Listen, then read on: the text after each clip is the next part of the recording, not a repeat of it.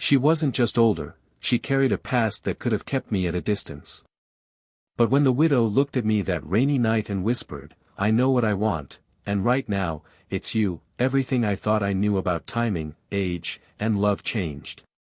The rain had been falling since morning, turning the cobblestone streets into a dark mirror for the gray sky. I ducked into the small café at the corner, the kind that always smelled faintly of roasted beans and wet leaves, hoping for warmth and a quiet place to wait out the storm. The door chimed as it closed behind me, shutting out the drizzle, and that's when I first saw her. She was sitting near the window, her fingers curled lightly around a porcelain cup, steam curling upward and fogging the glass. A book lay open in front of her, though I noticed her eyes weren't on the page. They were distant, soft, as though chasing some thought she hadn't yet caught. Her hair, chestnut-touched with strands of silver, framed a face both graceful and tired, like someone who had lived enough to know how fleeting peaceful moments could be. I ordered my coffee and found a seat a few tables away, pretending to scroll through my phone, though in truth I was watching the way her thumb traced the rim of her cup. She must have felt my glance because she looked up. Our eyes met for a brief second, hers were a shade of green-gray, deep and steady, and she smiled. It wasn't a bright smile, not the kind that demands attention, but a quiet one, polite and unexpectedly warm. The café wasn't crowded that afternoon. The rain had kept most people away, leaving only a few regulars murmuring over their drinks. I sipped my coffee, still undecided whether to say something, when she closed her book with a soft thud and sighed. "Seems like the rain has no intention of stopping," she said, her voice low, carrying the softness of someone who wasn't used to small talk, but chose it anyway. I nodded, glancing at the streaked window. "It has a stubbornness to it, doesn't it? Maybe the town needs a good washing." She let out a quiet chuckle, the first sound of life beyond her stillness, and looked at me fully now. "Or maybe it just likes to keep people inside, force them to slow down." That single line lingered with me. There was something in the way she said it, not advice, not philosophy, just an observation spoken by someone who had learned the weight of silence. We talked a little after that. About the weather, the town, the old bookshop that had closed last winter. She mentioned she'd been away for a while, and only recently returned. There was a softness when she spoke of the past, but also a shadow, something unspoken resting behind her words. By the time I left, the rain had thinned to a drizzle. I remember glancing back through the glass. She was still there, her fingertips against the cup, her eyes following the raindrops as they slid down the pane. And for some reason I couldn't quite explain, I hoped I'd see her again. That a week passed before I found myself pushing open the café door again, the familiar bell chiming overhead. I told myself it was just for the coffee, the way the beans here always tasted a little warmer, a little rounder than anywhere else in town. But even as the thought crossed my mind, I knew it wasn't the whole truth. She was there. Same table by the window, same cup of tea gently steaming. But this time, her book was closed, and her eyes were already scanning the room when I stepped in. Our gazes met almost instantly, and instead of surprise, there was something else, recognition, maybe even the faintest glimmer of expectation. "Back again," she said as I approached, her voice carrying that calm strength I remembered. "Couldn't resist the rain," I replied with a faint smile. Outside, the drizzle had softened, brushing the glass with delicate streaks. The café was busier than before, only a few empty seats left. I ordered my coffee and hesitated, glancing around. She caught the pause, the small uncertainty in my movement, and tilted her head ever so slightly. "There's space here," she said, gesturing to the chair across from her. "Unless you'd rather be alone." I shook my head, sliding into the seat. The table between us felt like a bridge, narrow, fragile, yet quietly significant. For a while, we spoke about nothing, the weather again, the market stalls across the street, the smell of fresh bread from the bakery next door. But as the minutes passed, the conversation deepened without either of us pushing it. I learned her name, Elise. She owned a small art gallery a few streets over, though it was closed for renovations after a rough year. Her fingers wrapped around her tea, nails neatly kept but bare of color.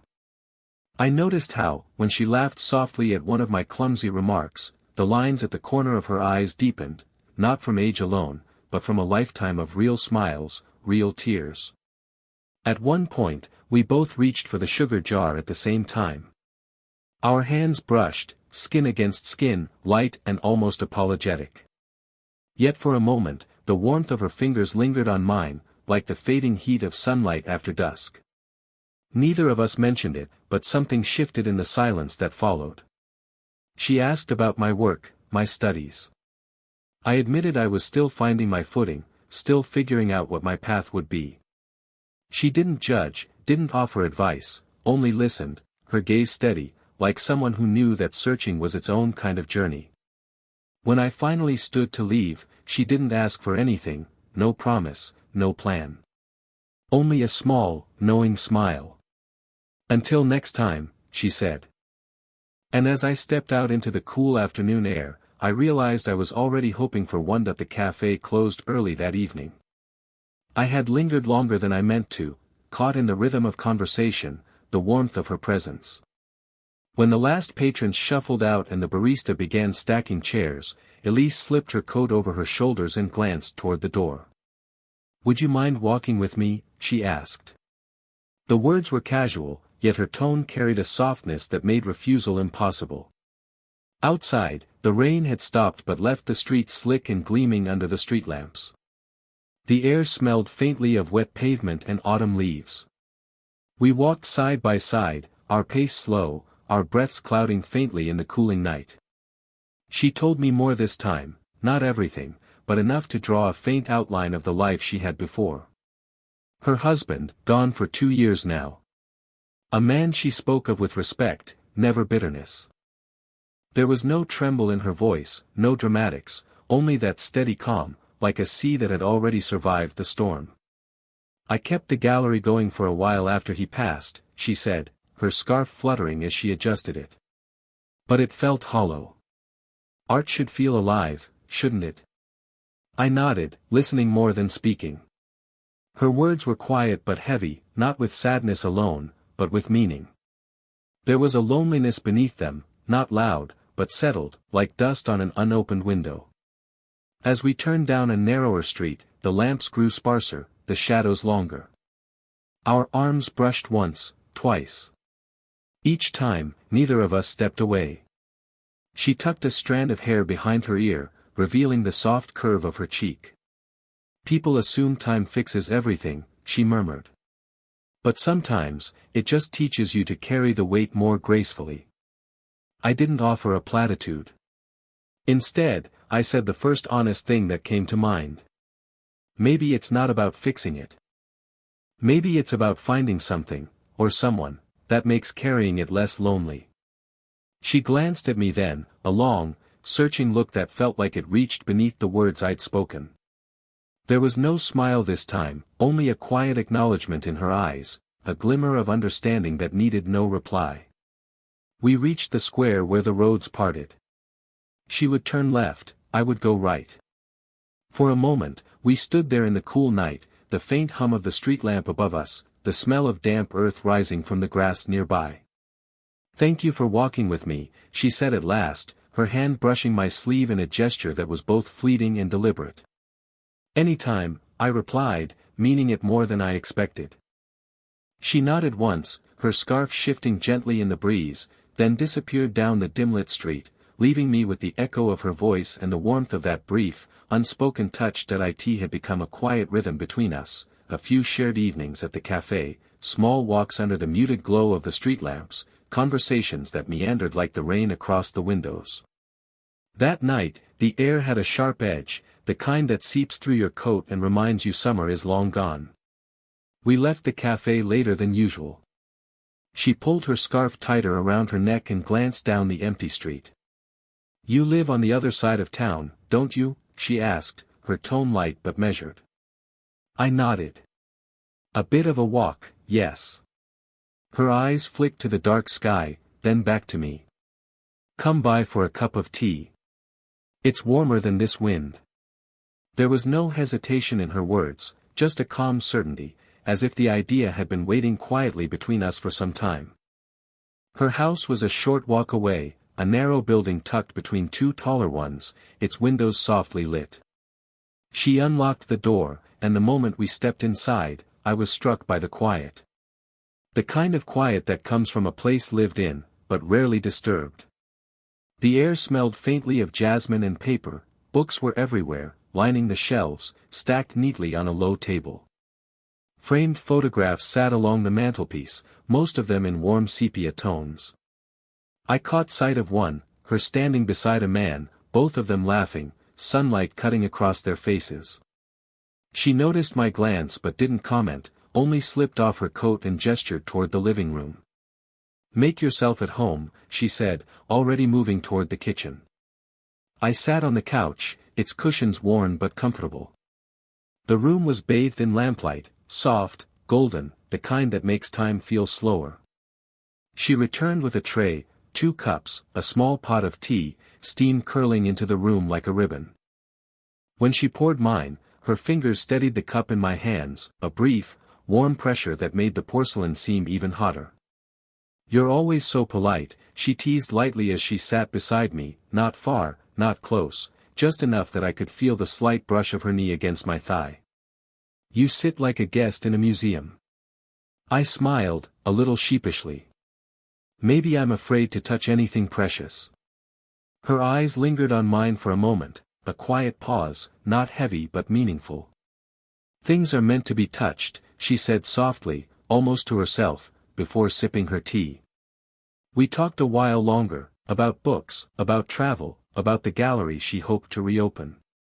The clock ticked gently in the background. The world outside felt far away, softened by the walls around us. By the time I left, the chill of the night had eased from my skin, but the memory of her knee against mine, that small, unspoken closeness, stayed with me all the way home. The rain returned that night, tapping gently against the living room windows like an old friend asking to be let in. We sat together on the same couch where we'd shared tea before, the lamplight painting everything in soft gold. It was late, too late for casual conversation, yet neither of us moved to end it. Elise sat with her legs curled beneath her, a loose cardigan draped over her shoulders. I noticed how her fingers traced the edge of her teacup absent-mindedly, how her gaze kept finding the window and then quietly drifting back to me. "You've been good company," she said at last, her voice calm but quieter than usual. "More than you probably realize." I looked at her, unsure how to answer. "So have you," I said. "I didn't expect to find this." She smiled faintly at that, not out of amusement, but as if acknowledging something that had been hovering between us for weeks. "It's strange," she continued, her eyes on her hands now. "For so long, I told myself I didn't need anyone. That my life could stay, still. Safe." She let out a soft breath. "But then you kept showing up. And somehow, it stopped feeling like a coincidence." The rain grew heavier outside, a gentle percussion against the glass. I could hear my own heartbeat in the quiet that followed. "I look forward to our evenings," I admitted, my voice steadier than I felt. "More than I probably should." Her eyes lifted to meet mine then, steady, unflinching. She set the cup down, the porcelain clinking softly against the saucer, and for the first time, I saw her without the layers of polite reserve. "I know what I want," she said. Her voice didn't waver, though her fingers curled slightly in her lap. "And right now, it's you." The words hung there, delicate but powerful, not a demand, not a plea, just the truth spoken with the quiet courage of someone who had learned the cost of silence. Something in the room shifted. The clock ticked, the rain whispered, but neither of us moved for a long moment. I felt her hand then, hesitant at first, then certain, slide over mine. Her fingers were warm, the touch neither rushed nor fleeting, but steady in its intention. I turned my palm slightly, letting her hand rest in mine, the weight of it grounding me in a way words couldn't. There was no sudden rush, no dramatic music, only the warmth of her skin, the faint scent of jasmine from her hair, and the realization that something between us had quietly crossed a threshold. Neither of us spoke after that. We didn't need to. The rain would carry our silence. The night had grown still by the time I rose to leave. The rain had finally exhausted itself, leaving the streets slick and glinting under the porch light. Elise followed me to the door, her cardigan drawn close, her bare feet whispering softly against the wooden floor. When we stepped outside, the cool air wrapped around us. It smelled of wet earth and the faint sweetness of rain-soaked jasmine from the garden below. The world felt washed clean, as if everything had been reset in the silence that comes after a storm. I turned to face her, one hand resting on the railing. She stood only a few steps away, her scarf loose around her neck, the lamplight tracing the strands of silver in her hair. For a moment, neither of us spoke. It was the kind of pause that didn't need filling. She reached up slightly, adjusting the collar of my coat, her fingers brushing against my throat, a simple gesture, yet it sent a quiet warmth through me. "You'll catch cold walking home in this," she murmured, her voice soft, more felt than heard. I shook my head, smiling faintly. "I think I'm warmer than I should be already." Her eyes lingered on mine, searching, perhaps, for a reason to close the distance, or for a reason not to. The rain had left a faint sheen on the wooden steps, and somewhere in the distance a lone car passed, its tires whispering against the wet road. Without thinking too much, I stepped closer. Just enough that the chill of the night faded beneath the nearness of her. She didn't move back. In fact, I felt her breath against my chest, steady and calm. Her hand, still resting lightly against my coat, slid down to my wrist, her thumb tracing a slow, absent line along the fabric. It was nothing, and it was everything. A simple touch that carried the weight of weeks of quiet evenings, shared silences, unspoken questions. I placed my hand gently against her back, not pulling her in, not asking for more, just a steadying presence. Her cheek brushed against my chest, the faint warmth of her breath seeping through the layers of fabric. For a few heartbeats, we stood like that, the world narrowed to the sound of her breathing, the cool air curling around us, the porch light humming faintly above. When she finally pulled back, it wasn't abrupt. She looked up, her eyes softer than I had ever seen them. "Good night," she whispered, as though saying anything louder might break the moment. I nodded, my hand still tingling from where it had rested against her. "Good night, Elise." The walk home felt shorter that night. The streets were empty, but the warmth lingered, not from the tea, not from the coat, but from the quiet certainty of a touch that said more than either of us dared to. The rain had long given way to early spring sunlight by the time we found ourselves back at the café. It was a late morning, the kind where the air carries a gentle promise of warmth, and the streets were finally busy again, shopkeepers sweeping their steps, children trailing their parents with paper bags in hand. This time, I didn't search for her. I already knew where she'd be. Elise was at the window table, a fresh cup of tea before her, the sunlight catching the fine lines at the corners of her eyes as she turned and smiled, not the tentative, polite smile I had seen weeks ago, but something lighter, freer. "Still your favorite spot," I said as I set my coffee down and slid into the chair beside her. No hesitation now, no invisible line between us. She reached for the sugar, her fingers brushing mine deliberately this time, a small gesture of familiarity that felt far more intimate than any grand display. "Some habits are worth keeping," she replied, her voice warm, unhurried. The café was fuller than I'd ever seen it, yet around us it felt quiet, as though the world had grown used to us being here together.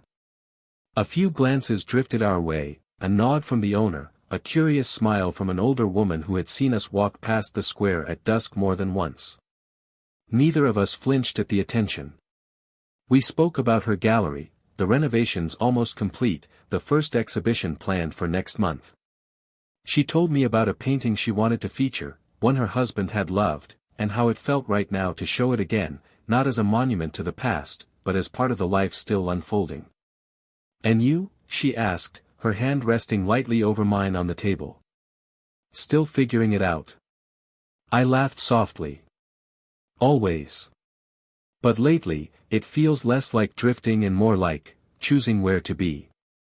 Her thumb moved gently against my knuckles, a simple rhythm, reassuring and calm. Outside, the sunlight shifted, glinting off the wet pavement where last week's rain had left its memory. There was no need for big words. We had already said what mattered, in 100 small ways. In her quiet invitation.